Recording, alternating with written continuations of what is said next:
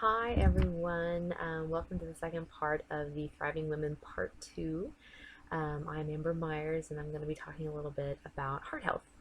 In the last topic we talked about gut health and we tie a little bit into the neurotransmitters. And I know that serotonin is a big one to talk about. When you think about someone who is deficient in serotonin, you often think of depression. And when it relates to the gut, I've seen as high as 95% of the serotonin in our body is sitting in that gut.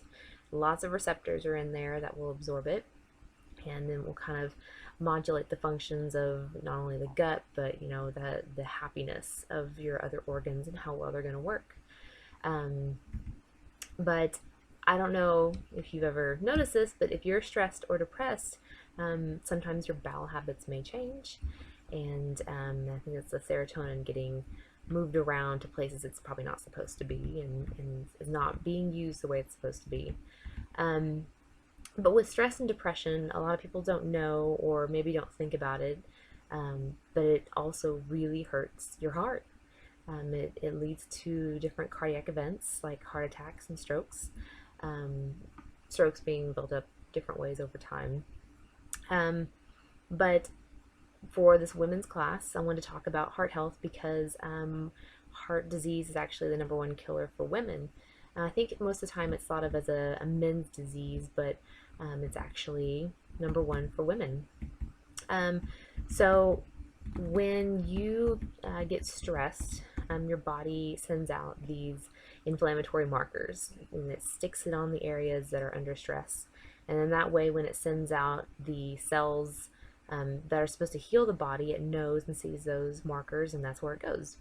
And in like a mild setting where like you have a cut on your hand has a stress, and your white blood cells will go and they'll heal it and some other things, and you're good to go. But when you're stressed long term, you are sending out those markers over and over and over again, but it's not getting fixed. And eventually, it then morphs into something that was like an intruder, and your body almost wants to attack it. Where I think that's partly where some of the autoimmune diseases start to come in. So those inflammatory markers also pop up when your heart is stressed. So when you're depressed, that's kind of a form of stress. It goes and circulates into the body, and it can land in the heart area. So then your heart is not under attack, but it continues to stay stressed, and so it's working harder. Blood pressure can go up, but it sends out its signal basically from, in a way, the heart, and it signals out to say, hey, I'm not doing so well, and there's a signal out there. It's called C-reactive protein, and when it's elevated, it is very strongly correlated to the upcoming of a heart attack or some sort of cardiac event. Some of the signs for women for a heart attack are much different from men. So you may or may not feel the left arm being numb, tingling, or in pain, shooting pains down the left.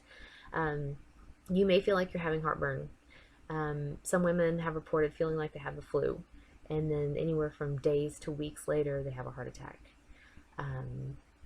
Sometimes they'll have these feelings of impending doom, and it's not like, oh man, tomorrow is Monday and it's going to be horrible and I don't want to go through it. It's pretty much you think, this is it for me. And then anywhere again from days to weeks later, you have a heart attack. So just because your signs aren't typical doesn't mean that it's not a sign that you could be having a heart attack. It's not to tell you to overreact and panic if you feel like you're having heartburn after you've had pizza, but be aware of different feelings that you have, and don't shrug them off. So some ways to try to lower stress and hopefully lower this C-reactive protein level. A lot of people, I'm sure you've heard about it. Diet is a big one. If you can lower what you're eating as far as the junk foods, those hamburgers, as much as they taste great, they're not good for your heart. They're not good for your gut. And so if you can try to eliminate those kinds of foods, that would be great. Um, that's that's meatless Mondays are a big trend, and Pinterest has lots of ideas for meatless Mondays, and any vegetable or legume can be very helpful for helping your gut, which then in turn can later on help your heart.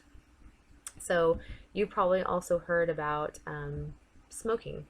I don't even need to tell you, if you smoke, you should quit. I'm gonna leave that there. If you know somebody who is using an electronic cigarette, you have to kind of weigh the balance of, would you rather them smoke or would you rather them use that? And then if they can slowly get off of smoking and move to an e-cigarette, and then e-cigarette completely off, that is the goal. E-cigarettes are not that great either, but ultimately when you go to talk to somebody about their smoking habits in general, you can lead a horse to water, but you can't make him drink. And if you're too defensive about it, all you're going to do is build up walls between you and the other person. So um, they probably already know by now that smoking is bad for them. So just try to be encouraging when you want to help them quit. Um, the other thing that can help lower the stress in your body is exercise. Current recommendations are about 60 minutes a day, most days of the week. And I think a lot of people, they try to get out and do a walk or maybe a bike ride, yoga, or running around with the kids outside. That's always good. But if you can get anything in, that's great. And just like your diet change or exercise change, you can't change everything overnight like a New Year resolution. So try to do just one thing at a time, and then add something else in, and add something else in. If you're trying to help with lipid lowering, is what it's called, or helping out with your heart, you could also try like a fish oil. Most fish oils will have like EPA and DHA, and you can have the omega-3s that are in there, and then you will have not so much the omega-6s, and that's because we have tons of omega-6s in our diet as it is, and that off balance is what is being theorized to be why the omegas are not as helpful as they could be, is because there's too much fat from vegetable oils and not enough fat from fish oils. And so you're trying to cut down on those vegetable oils that are used to fry foods, that are in mayonnaise, that are in creamy salad dressings.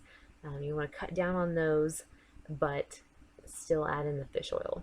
That's not to say some salad dressings are good. You do need that oil base in there. You don't, in my opinion, you don't want to go fat-free. When you don't have fat, you can absorb the fat-soluble vitamins that are in the vegetables that are making up the salad. You just basically eat them and dump them, kind of thing. So don't completely rule out fat-free dressings. Just kind of be aware of what oil is in there. Vinaigrettes are always a good choice, I think. So kind of play with that. Maybe steer clear of the creamy stuff. So the omegas are really great at reducing the inflammatory for your heart. And it's even been seen to help not only for your heart, but inflammation in other parts of the body, and even cancers as well. So something else for inflammation is vitamin D. It's come about in the news in the past couple of years because it has a lot of anti-inflammatory potential. Right now, everybody that's not on a vitamin D supplement is probably deficient, and if you're on vitamin D, you're probably still likely deficient. The goal number is what's called, it's on a 0.3 to 1 scale. The goal is 0.3, and most people are definitely below that. But recently, some of the studies show that if you're at anywhere from a 0.5 to a 0.7, you actually see more benefit from vitamin D in an anti-cancer aspect or anti-inflammation than if you were down in the 0.3 to 0.4 range. Like I said, everyone is deficient. You can get your vitamin D from the sun, and that's actually the best source to do it. Spending 10-15 minutes outside, you're good to go. You've got your vitamin D for the day. But if you do any kind of blood draw and you're still deficient, then you can definitely take a supplement. Um, I would ask your doctor what they think. I've seen anywhere from 400 units a day, anywhere from 1 to 2,000 units a day. Um, in older women, I know they're going to want to kind of up it because they want to make sure that you're absorbing the calcium, which if you don't have vitamin D, you're not going to absorb your calcium, which means your calcium doesn't end up making it to your bones. But you kind of have to, it's a balance with vitamin D and calcium, because then if you don't, if you have too much calcium, then you have the potential of that calcium calcifying your arteries and then causing issues with your heart. So it's kind of a catch-22. But vitamin D has a lot of anti-inflammatory properties in other parts of the body, not just the heart. I've seen a study about women who are pregnant. If they take a higher dose of vitamin D than what's in the prenatal, that they have a better likelihood of having an easier delivery. They had less likely of a C-section. They had just in general less complications like preeclampsia, eclampsia. So that's something to think about if you are having or thinking about having a baby. Um, but like I said, everyone is deficient. And if you want to try to do it in your food, you can look for anywhere from, it's in milk, of course. It's in tuna and salmon and egg yolks. And if you're crazy enough, it's in beef liver, so you can try some of that. Another hot item and my favorite item to talk about is turmeric. Turmeric, if you don't know about it, is the yellowish powder flavoring that it's in curry, and it's actually the curcumin component that gives turmeric its yellow color. Um, Curcumin is helpful in everything. I've seen it with anti-cancer, anti-irritable bowel. It helps with asthma, and it helps with every cancer. I've seen leukemia, lots of lung cancer and lung diseases, skin cancer, bladder cancer. It helps with it seems like every cardiovascular disease, autoimmune diseases, metabolic diseases. I mean, everything. It seems to have properties for everything. It seemed to have a lot of research as well, and then after the 50s, it kind of just disappeared. And then in the 70s, it started coming back again with some research. So lately, if you've seen people talk about curcumin as a supplement, that's something that you can do for inflammation, for the heart, inflammation for the bowel. The only hitch with it is that it has a very short life. So it doesn't last for very long once it's in your body trying to be metabolized and move about the body. So you have to kind of think about when you go to buy a supplement, what kind of form it's in. It also doesn't break down in water. So like vitamin D, which is fat soluble, so it doesn't get excreted in the urine as fast as some of your other vitamins, like your B vitamins.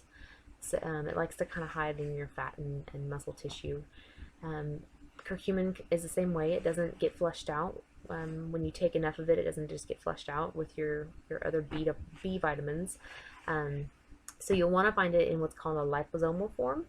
And that means, in my mind, the best way to describe it is it's sitting in a oil droplet, or it's almost like olive oil and curcumins mixed together, and it just enhances the absorption.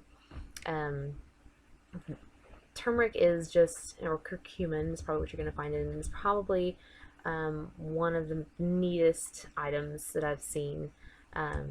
When my grandmother was diagnosed with Alzheimer's, that's the first thing my grandfather asked about was, do you know anything about curcumin and how does it help? It has shown properties to help with Alzheimer's symptoms, to help with MS symptoms. It's just everything. It's like the medicine of all medicines. But I hopefully have touched a little bit on what you can do for some of the heart health. I just thought it would be really nice to highlight that it is the #1 killer for women, that you should be aware of any of your cholesterol levels. You can have your blood work done that way. Try to adjust your eating habits and your diet and exercise part, the exercise part of it. If you smoke, stop smoking. Just gonna leave it there. And then try to incorporate more fish or a fish oil supplement. And then check out the vitamin D and the curcumin supplements. And if you guys have any questions, my information should be on the groups page. And if not, you'll find me somewhere on Facebook, and I will gladly help you with any questions. So enjoy the rest of the class.